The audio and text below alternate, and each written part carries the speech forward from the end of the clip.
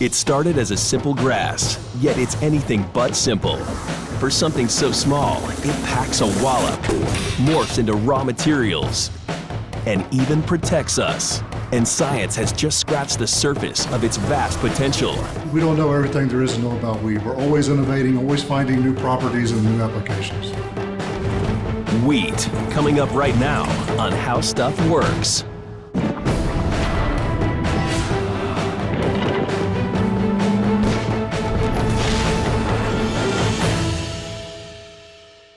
When we think of wheat, we think of bread. But this simple grain is everywhere. It's in familiar foods, hiding in fillers, and faking out our taste buds in places we would never suspect. If you're eating, you're probably eating wheat.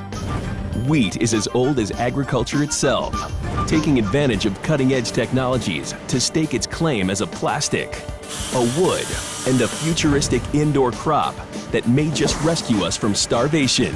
Without wheat, you'd have to put down that pasta, pour that beer down the drain, deep six that crab cake, and step away from that golf tee. If there was no wheat, you'd have to, because it's not just for bread anymore. This may look like a typical door, but under its skin, it's a lot more. Not just because it's fire resistant up to 1700 degrees, or that it is exceptionally strong, or even that it's made with green technology. This door is made of wheat. Yep, wheat. The same stuff that's in cookies and crackers. Doors are very important. They're barriers, and they do protect us. There are three parts to a door, and the part that is the wheat is actually the core, which is about 90% of the door itself. But how can wheat make a door? Isn't that a job for wood? After all, wheat is just a grass. True, but it's a lot different than your front lawn.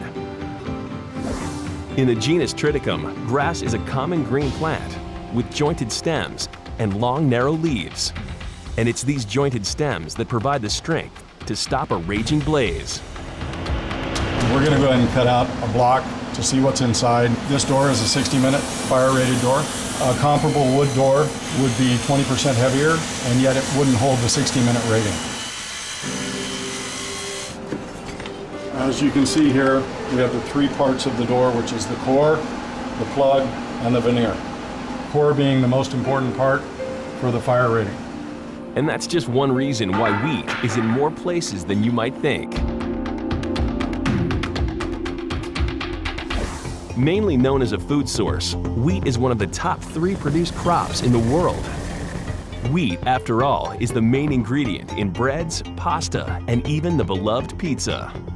It may look delicate, but this is one tough plant. I think wheat's also unique in that it's grown in such diverse places. So it's grown at sea level, it's grown at high elevations, it's grown in the tropics, it's grown at high latitudes, it's grown under high rainfall conditions, it's grown under drought conditions. So it's a very adaptable crop. From the Australian outback to the northern chill of Russia, and from the badlands of the Dakotas to the Argentinian coast, wheat is there. Within the 6 scientific classes of wheat are more than 30,000 different varieties. What makes them so different? Each variety is defined by specific physical characteristics, adaptability, and grain yield. But what they do share is a kernel and the goods inside. There are 3 major parts of a kernel of wheat. The outer coating, called bran, is where the fiber is. The heart of the kernel, or germ, contains essential oils, vitamins, and minerals. But most of the kernel is made up of something called the endosperm, where the complex carbohydrates are stored, and 2 proteins that work together to make gluten. But what is gluten? It's a protein with elastic qualities that makes wheat unique and makes bread stretchy enough to rise. The gluten that gives structure to bread and cookies and other products that we make from wheat. And that's pretty unique to wheat in terms of those protein properties. Durum wheat is the most ancient wheat and has the greatest concentration of gluten, which makes it very tough. Flexibility and strength make durum wheat ideal for pasta products. Hard red spring wheat contains slightly less gluten, which makes it great in breads because it withstands expansion and is light enough to rise. If you need to bake a cake or a pastry, soft red winter or soft white wheat would be best. They have even less gluten, which makes for softer dough. Hard white wheat. This wheat is only grown in 10 states, but contains almost 12% protein, making it very nutritious. Hard red winter wheat is king. It is the largest wheat crop in the United States, with more than 40 million acres harvested annually, and its gluten content makes it the most versatile. These grains pack a punch filled with protein, vitamins, and minerals. But how do these little berries get to our table?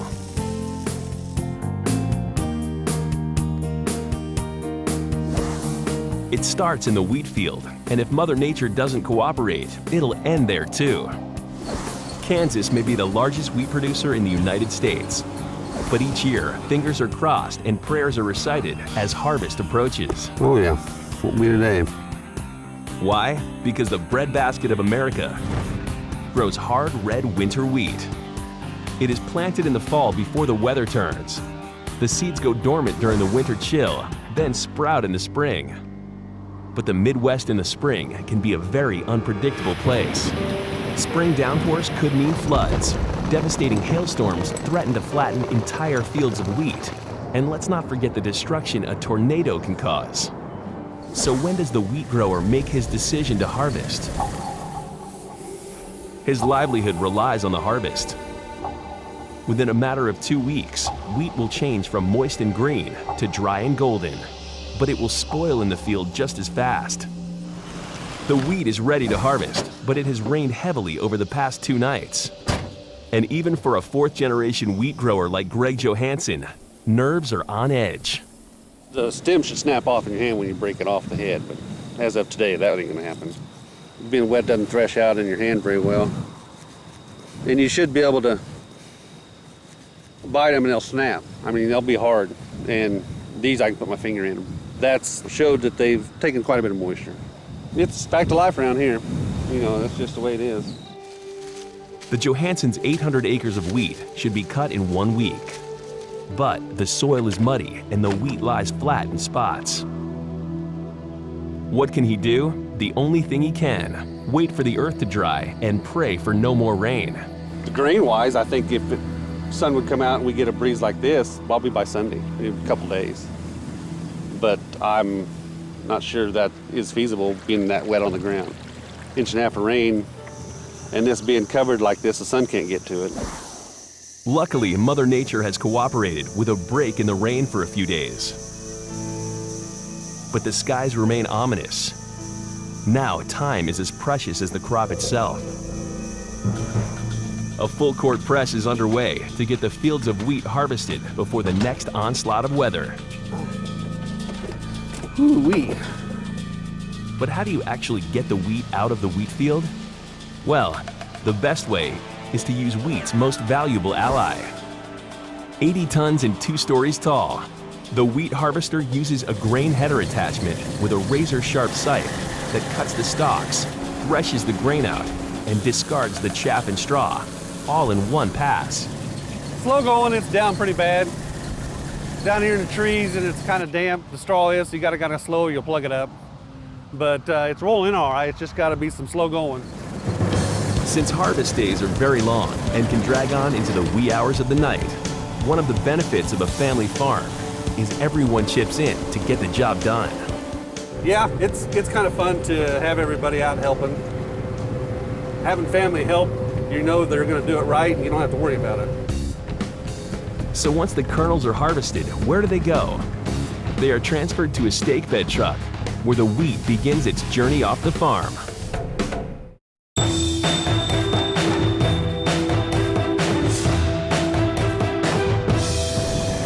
From seed to harvest, wheat growers endure months of harsh weather in the hopes of growing a successful and nourishing crop. But during harvest, where does all the grain go? To the nearest grain elevator as soon as possible. Well, we're about to get this truck full. Should be able to dump here in another 15, 20 minutes and get another small dump from the combine. And With what we got left, I suppose there's probably 2 more of these loads and maybe 2 more of the bigger truckloads yet before we get done. 1 acre of Greg's wheat will feed over 9,000 people for an entire day. But that's a drop in the bucket when it comes to the amount of grain stored in just one average-sized grain elevator, which could hold up to 7 million bushels.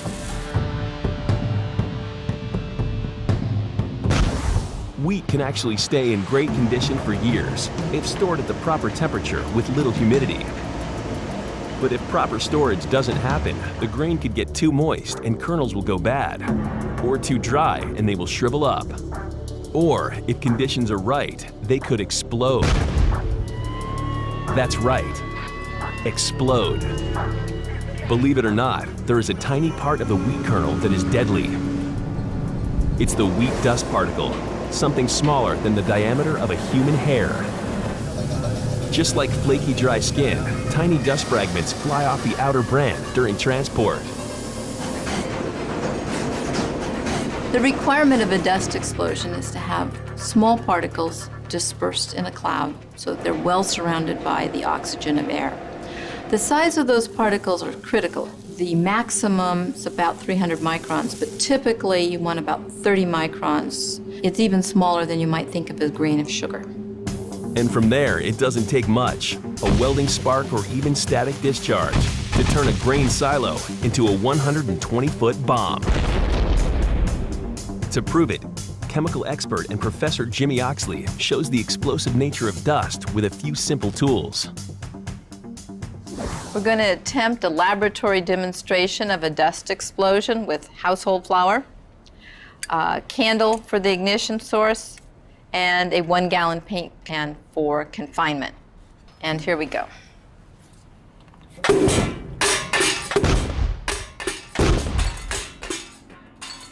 If you compare a dust explosion to a detonation of high explosives, the dust explosion is quite minor. Now, to human beings that are in the unfortunate way, it's going to be catastrophic. The recipe for a wheat bomb is simple: tiny particles, confinement, and an ignition source. To prevent catastrophe, grain elevators run safety protocols, including ventilation systems, constant maintenance, and, not surprisingly, absolutely no open flames. So, under a watchful eye, wheat continues its trek to the next step in its long journey: the mill. This step, however, is gonna hurt a little.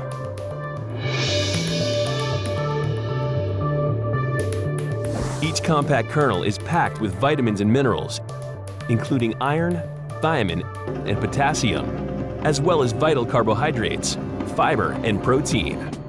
But how do you get them out of the kernel? That's where the mill comes in. At the mill, each kernel is smashed and transformed into flour. Flour milling is both a science and an art. There is a science to it in the flow diagrams and how it's laid out in the process. There's also an art to it that the flour miller has to know how to adjust the grind by feel and touch and look. Mills produce white flour or whole wheat flour, and the difference between the two is all on the inside, in the kernel. White flour contains only the endosperm, while whole wheat flour includes every single part of the kernel: bran, endosperm, and germ. So, for every bushel of wheat, 42 loaves of white bread are produced, as compared to 60 loaves of whole wheat bread. And that's a lot of bread, no matter how you slice it.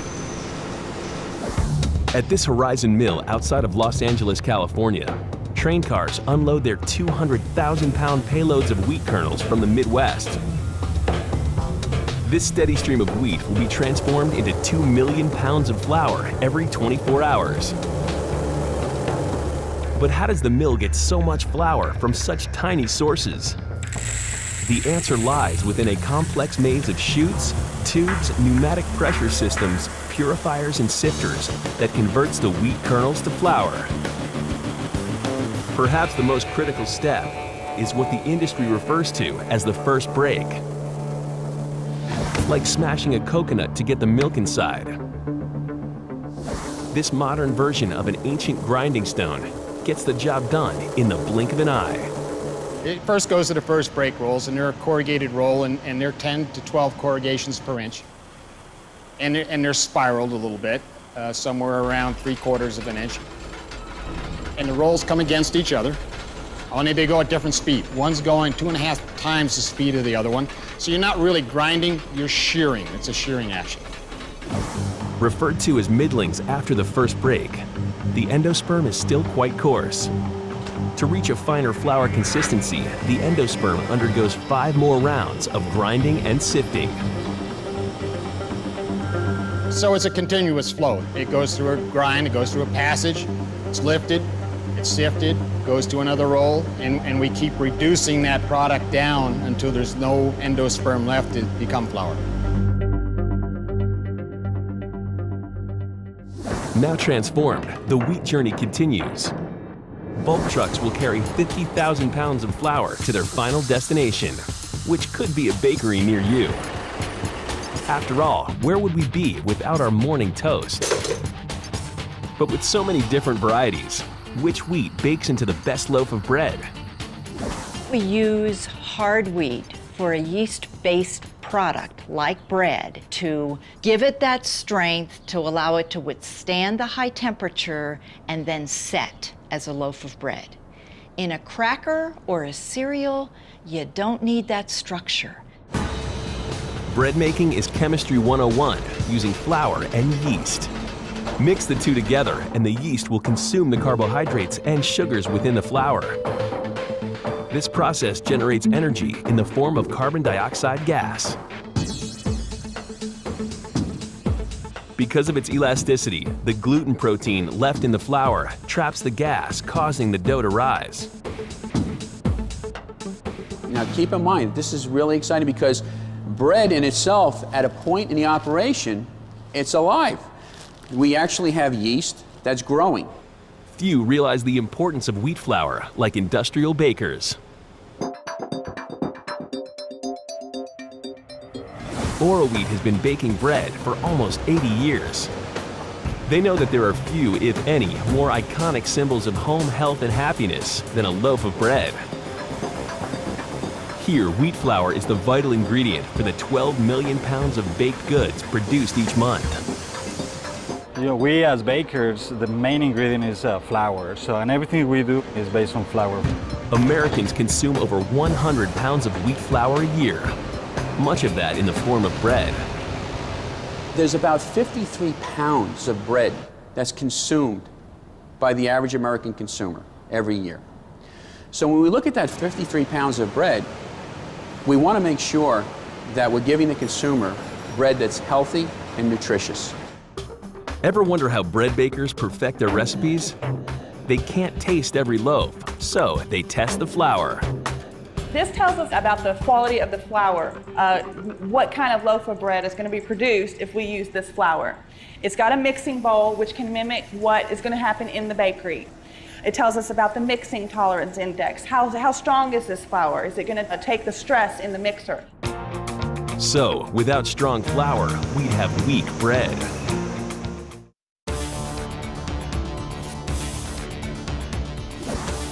Sometimes nature has a funny way of working. Salmon have to swim upstream to mate, salamanders can regenerate lost limbs, and wheat will grow just about anywhere with the right prodding. But what could certain fish and amphibians possibly have in common with wheat? Surprising as it sounds, they share a genetic trait. All three are polyploids. The cells of polyploids each have more than 3 sets of chromosomes in common. Wheat, it's actually 6 sets, 3 times more than in most human cells. Because of this, wheat has a survival advantage. It's versatile enough to survive practically anywhere. But how? It's all the result of thousands of years of natural adaptation and a little human intervention. For centuries, wheat farmers not only grew different strains, but studied which had better yields and which didn't succumb to disease. Today, modern geneticists and breeders do the same thing. But why put so much time and energy into wheat? For one simple yet compelling reason: wheat still feeds the world. If we can create, for example, varieties of wheat that can withstand higher temperatures, then in areas maybe where wheat was not commonly grown, or even if it was grown, the yield was low, but now with the new varieties that are more tolerant to heat stress, these varieties will produce more grain. That is a significant achievement. And that is ultimately our goal. To move forward, it helps scientists to step backwards and understand where wheat comes from. After all, knowing your family tree can certainly fill in a few blanks, even when your family tree is a grass. Ancient wild wheat, which still grows in the Middle East, only contains a few kernels in the head and falls to the ground when mature, making harvest a back-breaking venture. But about 8,000 years ago, a mutant wheat plant that kept its head of kernels intact must have attracted the attention of an early botanist. When man came out of Africa, he saw these pure stands of wild wheat growing in the Middle East. So these plants, of course, at maturity, you will be able to see this plant a mile away because the spike, the head will be still there, whereas all the others, the head will be fallen off. So that man was a genius. Think of genetics as an elaborate game of chance, where a 1 in a million mutant may eventually change an entire species with enough time and a little help.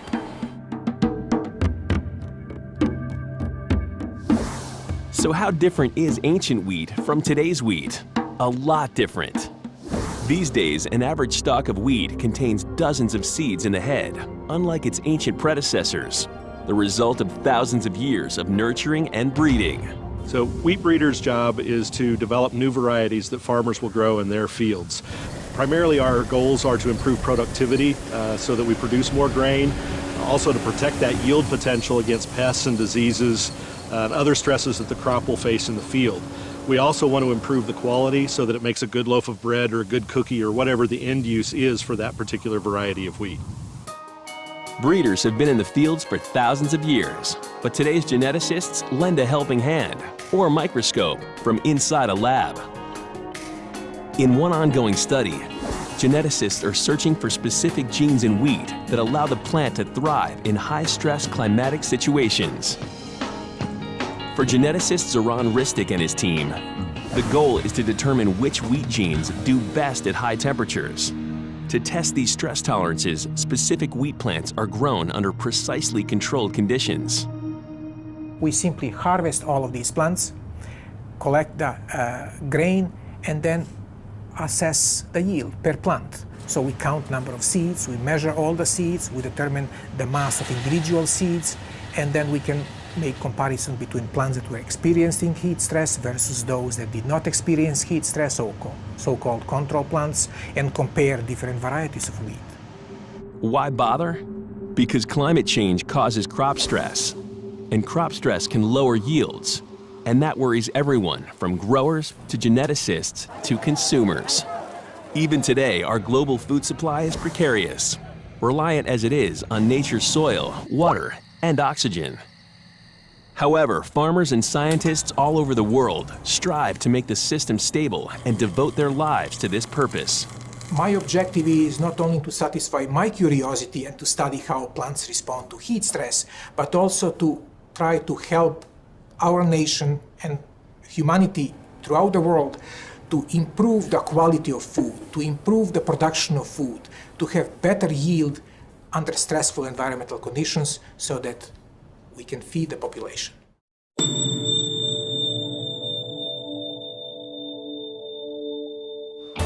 Super wheat. It'll grow anywhere, anytime. This is the dream farmers had 8,000 years ago, and it's what drives today's wheat breeders.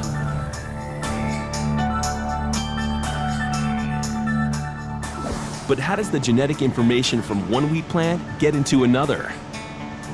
Physical crossbreeding is both the most historic and easiest approach. And it's simply one low-tech way to pick the best of the best. Breeders select two plants for their admirable characteristics, such as good kernel size and high protein content. The wheat plant is self-pollinating, containing both male and female reproductive structures. Cut the male anthers and their pollen will not reach the female structures. Pollen from another wheat plant can now be introduced, completing the cross. Over thousands of years, scientists have learned a thing or two about this reproduction process. But wheat still hides its secrets. Wheat breeding is much more complicated than it looks.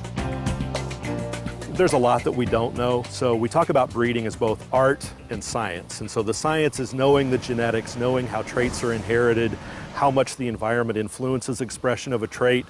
It's also art in that the breeder goes out in the field to make selections by visually looking at a plant and saying, I like this one, it has good disease resistance, it's the right maturity.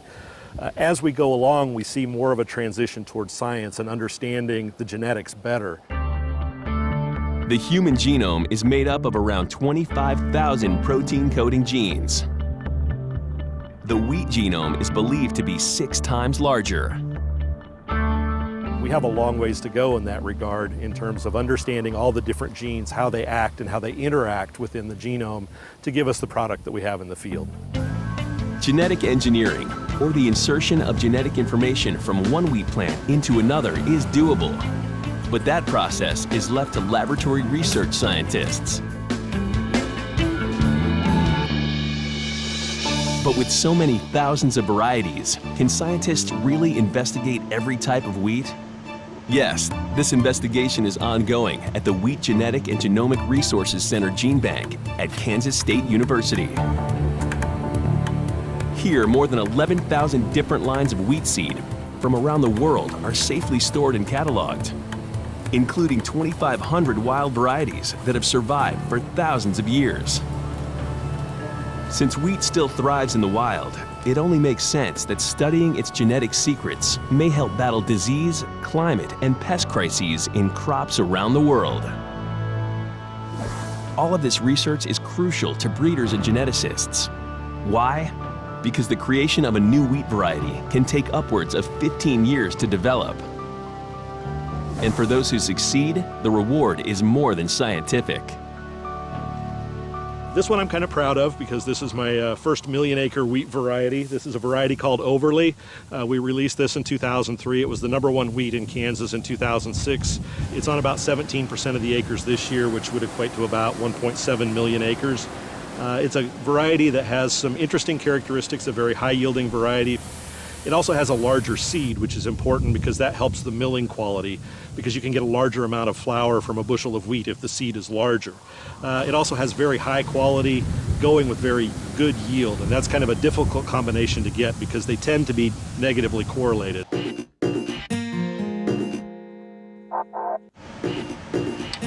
While scientists work to create super wheat, others strive to change, if not shatter, traditional wheat farming practices. Say goodbye to fuel-sucking combines, toxic pesticides, and harmful fertilizers. How about no soil, no fertilizer, and 65% less water than conventional farming methods? This baby wheat, commonly called wheatgrass, contains 100% of the nutritional value of the plant. Unlike soil-based farming, this wheat contains more protein, more enzymes, vitamin B, zinc, and iron because the root system, seed, and shoot are all edible. It is grown using a farming method called aeroponics, a process developed by entrepreneur Richard Stoner. Working with the National Science Foundation, NASA, and a select group of scientists, Stoner is attempting to rethink how we grow food in order to feed an ever-increasing global population. Aeroponics is the process of growing plants in air in a nutrient-rich environment. Aeroponics is a soilless process, and the plants are suspended 100% in air, both at the root system and at the leaf surfaces of the plant. And it's suspended in an aeroponic chamber, which then delivers a hydroatomized spray to the plants. It may not look like a Kansas wheat field, but this greenhouse has similar capabilities. The aeroponic process can grow wheat just like it can in the field. We can plant this entire tray and grow wheat all the way to harvest, where we harvest the grain from the wheat. But what's the upside to the aeroponic system?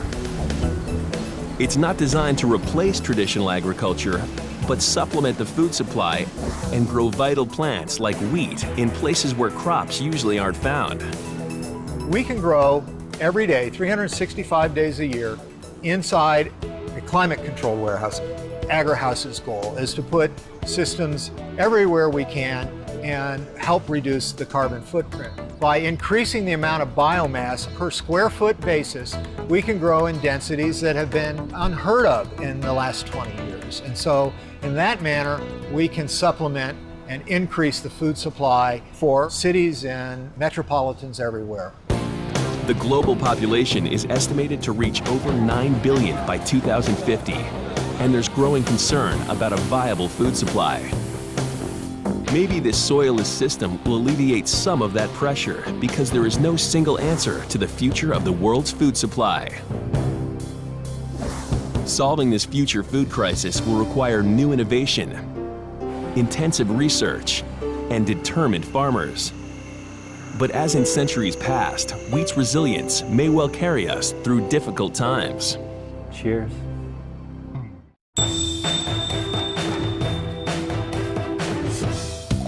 Cool, refreshing, great tasting.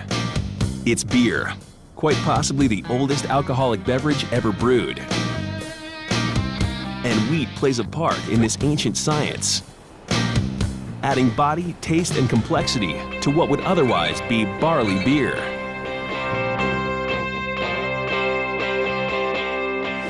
But what is the element of wheat that provides the unique flavor?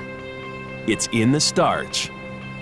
Wheat beer is an ale, and to compare it to a lager, it's like comparing two different animals. Because a lager is meant to be nice and light and very low color and clean and crisp. A wheat beer is more of a full-bodied beer, and that's what the wheat is doing for us. Wheat beer is considered a craft brew. Why? Because although it is a key component, wheat is not the main ingredient in the blend. Since 1989, Boulevard Brewing Company has been crafting wheat beer. Cheers. And exploring its tasteful possibilities. When I taste the wheat here, all I'm looking for is that it's got the proper texture, and I'm really just looking for all flavors at this point. It's nothing analytical right now, but because tasting it and feeling it in your mouth, it's the simplest, most easy quality control check that you can do. Every truckload, we'll get a sample out of the bottom of the truck, and we'll taste it, and we also have a few lab tests that we do to it. The process of brewing with wheat is no different from that of 100% barley beer, the one everyone knows. Instead, its distinctive taste is formed by chemical reactions at each stage of brewing, beginning with the malt. This is where the brewer tricks the grain into germinating. Now, the process of malting is where you almost get the grain in an environment where it thinks it's going to become a plant. So what it needs is it needs to feel some water on its feet and some sun on its back, and then it thinks, hey, this is the perfect environment for me to become a plant. Germination releases critical enzymes that will convert the starch in the wheat grain into sugar. The starch itself is a long chain of sugars.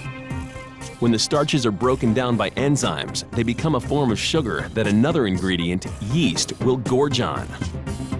The byproduct of the feast is alcohol. Although this fermentation process resembles traditional brewing, that doesn't mean it's easy. After all, even broken down starch is still starchy. Wheat is a little bit more trickier than barley to work with. The main difference for wheat is that it doesn't have a husk. So husks on the barley, the main reason why barley is used is because it has this husks that helps as a filtration bed. Wheat, which really doesn't have a husk, it's just kind of gummy, gets gummy because of all the gums, and so that slows that runoff. How does a brewer work around these difficulties? The answer is in the recipe. Wheat beer is between 30 and 50% wheat. The rest is traditional barley, the cereal grain that adds clarity, and hops. Hops, a member of the hemp family, lends the brew an acidic flavor, as well as antibacterial properties. But even if brewing wheat beer isn't the easiest, it's the unique flavor that makes it so distinctive for beer lovers worldwide. After all, exploiting the taste of wheat is really what it's all about. And to do so, Boulevard brews against the grain, leaving their wheat beer unfiltered. Which really means less processing. You know, where you're not filtering all of the ingredients out of the beer. And that's one of the reasons you have the haze, is because you just haven't processed it so much.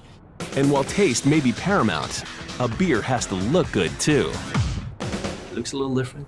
It tastes just a hair fuller. It gives a little bit more flavor. It's some citrusy notes in there and some very refreshing notes. And it tastes darn good at the end of the day. In kegs or in bottles, 70% of Boulevard's business is wheat beer.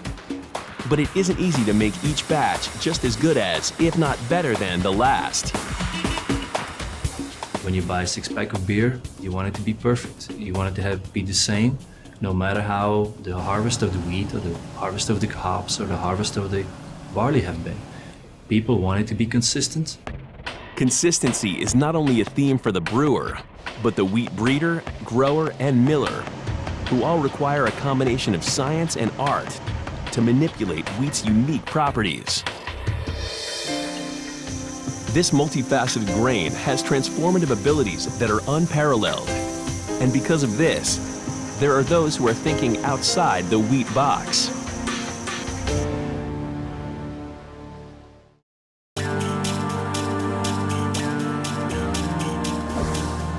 Wheat is the most widely grown food crop in the world. So what if we could use its chemistry to do more than simply feed ourselves? Wheat stores the energy produced by photosynthesis in the form of starch, and every grain contains nearly 60% starch. Starch is a polysaccharide carbohydrate, essentially a long chain of glucose units. It's what causes flour to have the consistency of paste when wet, and as a result, flour is used as a thickening agent. But did you ever think your bread flour could be transformed into plastic? Here at MGP Ingredients Technology and Innovation Center, they have dug into the treasure chest of wheat's chemistry and found opportunity. They call it Teratech resin. It's probably fair to say that wheat starch has been overlooked a bit. Our objective is to develop bioplastics which will run on existing technology and existing equipment. And that's been a bit of a challenge, but we've made huge progress. Wheat starch and protein are extracted from flour through a washing process and then dried. The starch is then combined with a secondary polymer ingredient. During an extrusion or shaping process, a chemical reaction occurs, binding these ingredients together. The end result is a biodegradable polymer resin produced in the form of small pellets. These pellets can be molded into products like credit cards, cutlery, and golf tees. But unlike conventional plastic, this wheat plastic is 100% biodegradable. And it's just the tip of the iceberg when it comes to new uses for wheat. What about a new way of looking at food? Wheat is unique in that it has gliadins and glutenins, and those two components form vital wheat gluten, and that is very unique in the protein world. Unique because vital wheat gluten, that stuff that holds the grain together, is elastic. It has a consistency like no other protein. It's also tasteless, and it has a texture that surprisingly looks like meat. So, is it a chicken nugget or is it wheat? MGP Ingredients open the door to a new food market that uses textured wheat proteins instead of meat. They call it Wheatex. Well, Wheatex is very unique in the properties of looking like real meat. So when you take the product and you pull it apart and you look at it, it has myofibrils or strands that look like true whole meat muscle products. And those characteristics directly come from the wheat gluten itself. This test kitchen is where wheat tastes like sausages, pepperoni, or even crab cakes, since all are made with some percentage of wheat. The other unique property of being able to use wheat gluten in textured proteins is being able to manipulate the texture of the product. Who's the customer for fake meat? Meat eaters who want a little less cholesterol in their diet, vegetarians, and manufacturers who want to keep costs manageable. Wheat as meat, or Wheatex, could be the answer. Yet as far as the humble wheat kernel has come, creative and scientific advancement doesn't stop. We don't know everything there is to know about wheat. We're always innovating, always finding new properties and new applications every day. And MGP Ingredients isn't the only company exploiting the pliability of wheat's chemistry. Environ Biocomposites has gone where few have ventured, not to the grain, but to the straw. Tough, strong, light, and plentiful, wheat straw has traditionally been treated as a useless byproduct. But now it's the revolutionary ingredient for new building materials. The fibrous part of this wheat straw, you notice, it's fairly strong. So it does have certain inherent structural properties that other particles would not have. The torsional or longitudinal strength of wheat straw, you can see what I'm doing here, you can actually tug on it pretty well, and that's that strong, solid fiber. Named biofiber wheat, this sturdy offering is both an aesthetic and functional alternative to traditional hardwood or particle board products. If you get particle board wet, it swells. But if I get the wheat board wet, it swells only 1/3 as much. So it's going to be much more dense, it's not going to swell as much, and at the end of the day, you have a non-formaldehyde ingredient. In wood-based particle board, carcinogenic formaldehyde is the binder that keeps it all together. But with biofiber wheat, Environ uses a urethane-based resin that keeps performance high and the customer safe.